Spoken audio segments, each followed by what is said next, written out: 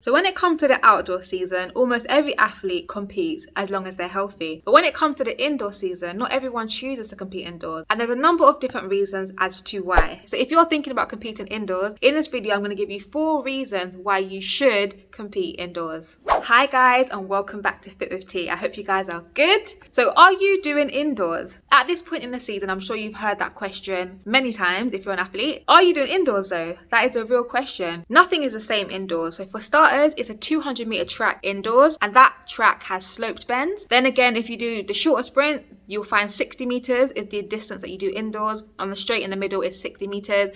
And again, the hurdles that take place on that are also 60 meters. There's no 400-meter hurdles indoors because, like I said, the track is sloped. And then if you do events 400 and above, you are running more laps than you're used to running outdoors because you have a shorter track to run around. So for 400 meters, you're going twice around the track. For 800, you're going 4 times around the track, etc., etc. And you'll find that the longest distance run indoors or taken part indoors is usually 3,000 meters. Then when it comes to the field events, for the jumpers, things are pretty much exactly the same. You don't have either the negative effect or the positive effect of the weather. There's no wind, and so it's a great place to practice. And when it comes to the throws, it's usually only our shot putters that get a chance to throw. And for the multi events, you have either the pentathlon for the women, which is the 5 events. Then you have the heptathlon for the men, which is 7 events. So that's 5 events and 7 events as opposed to 7 events and 10 events. So if things are that different indoors, why should you take part indoors? Let me tell you why. Number 1, it breaks up your winter training. Winter training can be long, okay? Training 5-6 months straight through can be really difficult. Not everyone deals with that mentally as well as others. Not everyone finds it as easy as others. Some people do find it very mentally challenging, very challenging to stay motivated. And so taking part indoors can be a really great way to break up your winter training. It's a really great opportunity for you to have a bit of fun during winter training, to blow some steam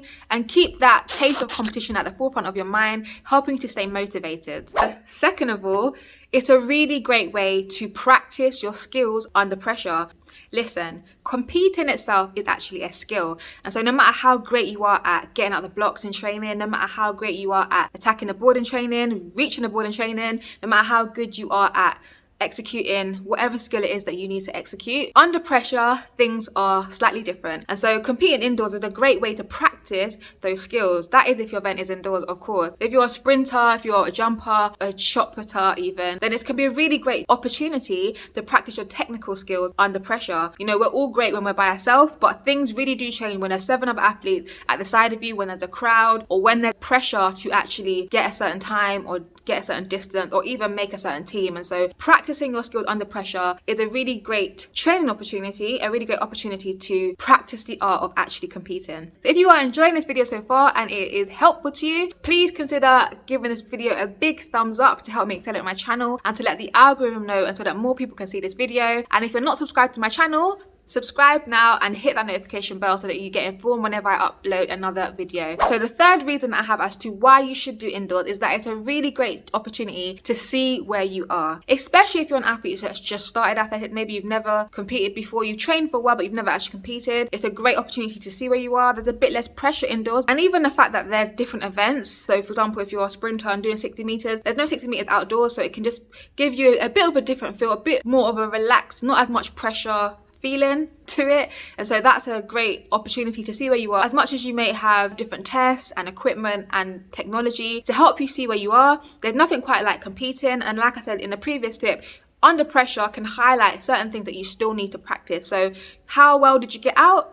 Do you still need to work on your start? Did you start to lose speed at the end of the race? Maybe that's what you need to work on. Maybe your tactical aspect of your race was not so good, and that could be something you want to work on if you're a bit of an endurance runner. And so competing indoors might highlight the things that have not been highlighted in training and give you an opportunity to work on those things before the outdoor season comes.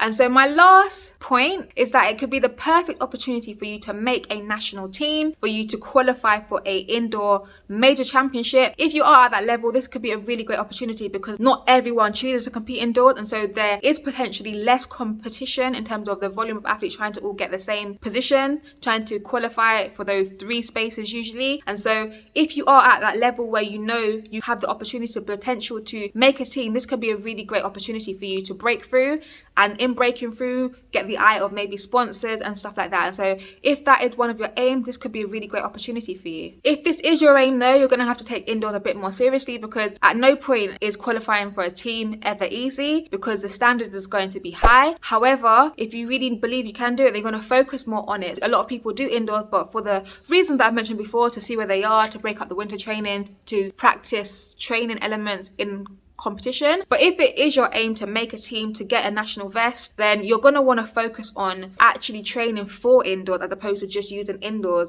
as part of training. So there's a different way that you're going to approach your winter training, a different way that you're going to approach the indoor season. Of course, you're going to weigh up the pros and the cons of that, because if you are aiming at indoors, then it's more likely, for example, if you're a sprinter, that you're going to do a lot more speed work at earlier point in the season than you may do if you're not competing indoors. So these are the kind of things that you would have thought about. And so that kind of leads me on to what I'm going to talk about next week, which is going to be 4 reasons why you shouldn't do indoors. So if you're interested in that and you want to see that video, make sure you're subscribed so that you don't miss it. So I really hope you guys enjoyed this video. Let me know in the comment section below, are you doing indoors? And if you are, which of these reasons are the reason as to why you're doing it? And if you're not doing it, let me know in the comment section below why you're not doing it. Maybe one of your reasons is what I'm going to talk about next week. But if you are competing indoors and you want to know how you can find competition, where you can find competition, make sure to check out this video.